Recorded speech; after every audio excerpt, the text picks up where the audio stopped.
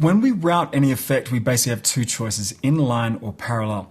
For effects like compression, limiting, and gates, we normally use the inline approach. The entire signal gets affected. In other words, the output of these drums go into a compressor and then that gets placed further through into your mixer. So like I said, this is called inline because in this case, this compressor is in line with the signal. The whole signal goes through, everything gets processed. And this normally makes sense with a lot of dynamic effect processes.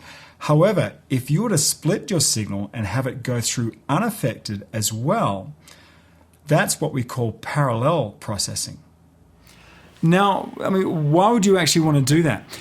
In corrective dynamics processing, you want to affect the entire signal, or basically doctor or change that waveform. Pull down its peaks or kill the background noise with a gate, whatever. In this instance, you just send your entire signal through, right? However, if you want to just color your sound with compression, you might want to split off your signal, absolutely crush it and get some grunge on that sound, and then mix that back together for some added character to your sound. In a lot of circles, they call this New York style compression, as it was used on a lot of drums in New York studios way back in the day. Let's see an example of this. Okay, so let's see this in action, and right now we're back in Reason. We have a drum loop here. Let's just play that. So you can see that we have, if I flip the rack around, we've just got the output of the drum machine going straight into the first input here. But how about if we wanted to compress that? And I'm going to be using a specific type of compressor. They have a very cool compressor here called the pulverizer, which is not known for its subtleties. It tends to really just kind of crush the sound. So let's have a listen to how that sounds. So as you would imagine, we just take these outputs here and we place it into the input. And then the output goes up into the mixer. I missed it. Okay, so the output goes up into the mixer. And then we'll flip this rack around. And so now this is like we saw in the graphic before, this is when it's in line. This pulverizer is in line with the loop machine right here, the drum machine. Okay, so that's a specific kind of sound that may or may not be pleasing for you. But let's imagine for this example, we really love the kind of grunge, that sound, that really grungy sound. In fact, let's even squash it even some more. Add some more dirt.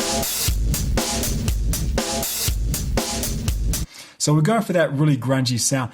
However, what we want to do is just kind of introduce some of that grungy sound. Now, we really can't do that the way it's set up right now, but if we flip this back around, a handy little splitter right here, we'll be able to make this happen, right?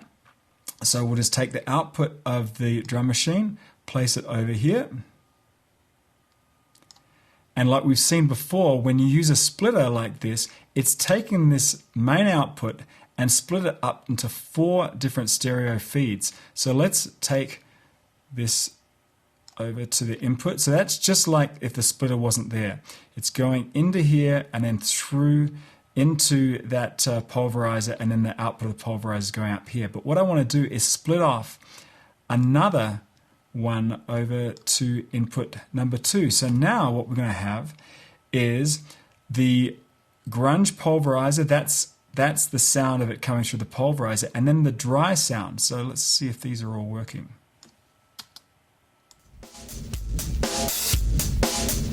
So that's just the grunge sound, and this is the clean sound. So you can see how parallel processing works out really well if you just want a touch of that compression.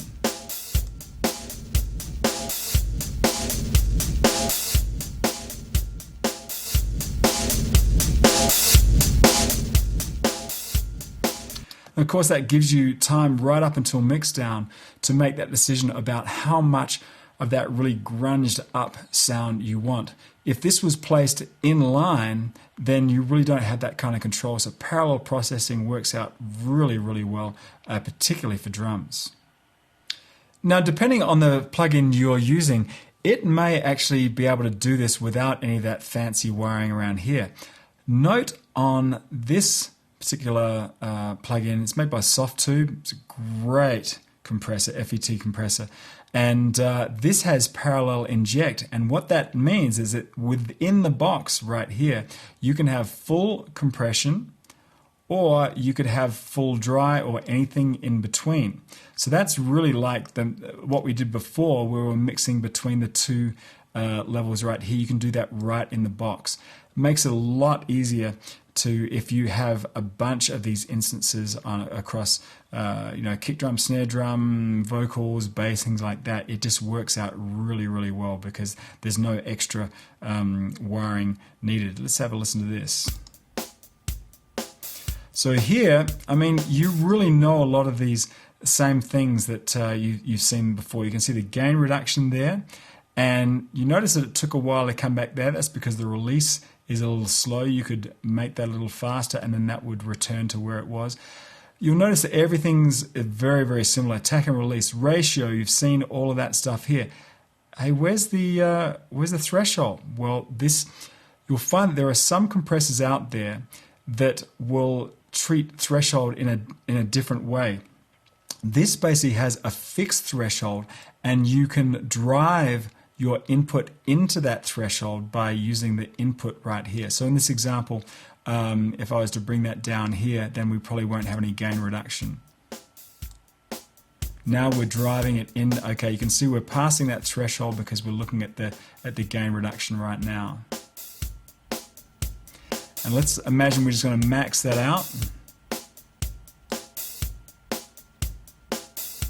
I'm just going to mash this signal.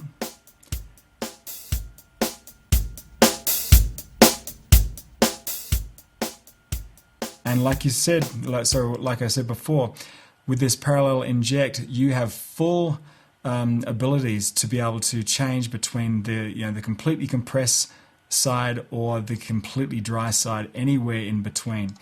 A lot of people started calling this New York style compression, way back in the day when some producers started messing around with this and really crushing a drum signal and then just feeding that back in so that you can really have the best of both worlds. You can really crush a signal, but also still have some of the dynamics of the original performance there, but just kind of mix them together. You can either do that with some fancy routing like we did before, or if your processors allow to do it in the box, you can do it with a handy little knob like this.